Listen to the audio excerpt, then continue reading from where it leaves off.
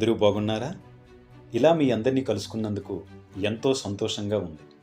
నేను ఎవరైనా చూస్తున్నారా? నేను పుట్టి నేటికి 4 దశాబ్దాలవుతుంది. అదే 40 సంవత్సరాలు కావస్తుంది. ఈ 40 ఏళ్ళు ఎన్ని ఒడిదుడుకులను చూసి ఉంటాను. విజయవాడలో పోరంకి అనే ఒక నగరంలో 2 వైద్యులు నాకు ప్రాణం పోశారు.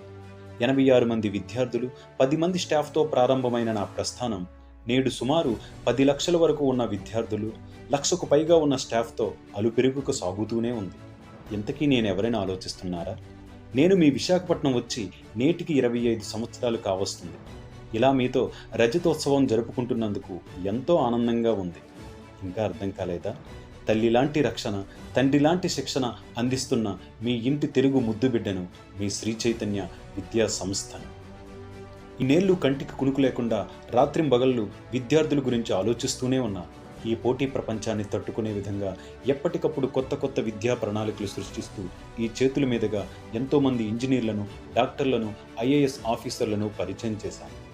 ఎన్నో లక్షల విద్యార్థులకు ఉన్నత ర్యాంకులను అందించడంలో, మరెన్నో వేల కుటుంబాలకు ఉద్యోగ ఉపాధిని కల్పించడంలో 22 స్టేట్స్లో 900కు పైగా బ్రాంచులు, ఊహకందని విజయాలతో ముందుకు సాగుతున్న నాకు గిన్నీస్ బుక్ రికార్డు అందడం ఎంతో సంతోషాన్నిచ్చింది.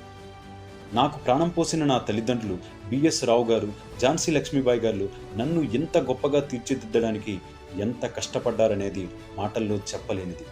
పేద ధనిక తేడా లేకుండా ప్రతి విద్యార్థి శ్రీ చైతన్యలో చదివి విజయం పొందాలన్నదే వాళ్ళ ఆశయం.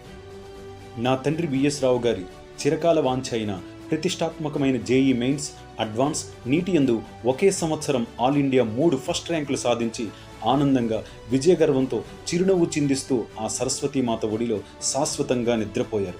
ఒక గ్రేట్ లెజెండరీ పర్సన్గా మా అందరి హృదయాల్లో చోటు సంపాదించి మా ఊపిరిలో ప్రాణంగా మాతోనే ఉన్నారు.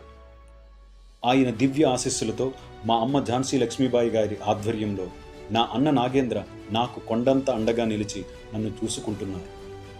నా సోదరీమణులు సుష్మా సీమ నన్ను కంటికి రెప్పలా కాపాడుకుంటూ నా ఉన్నతికై వీరంతా అహర్నిశలు పాటుపడుతున్నారు. గర్వంగా ఒక్క మాట చెప్పగలను, మీ అందరి అభివృద్ధి కోసం ఇంకా నేను ప్రయాణిస్తా. 40 ఏళ్ళు కాదు, 400 ఏళ్ళైనా ప్రయాణిస్తా.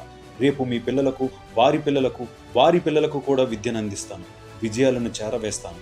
నేను అలసిపోవడం అంటూ జరగదు. నేను ఆగిపోవడం అంటూ ఉండదు. నిండు 100 ఏళ్ళు కాదు, సూర్యచంద్రులు ఉన్నంత వరకు మీ శ్రీ చైతన్యం ఉంటుంది. ఇది తథ్యం, ఇది నిత్యం, ఇదే సత్యం.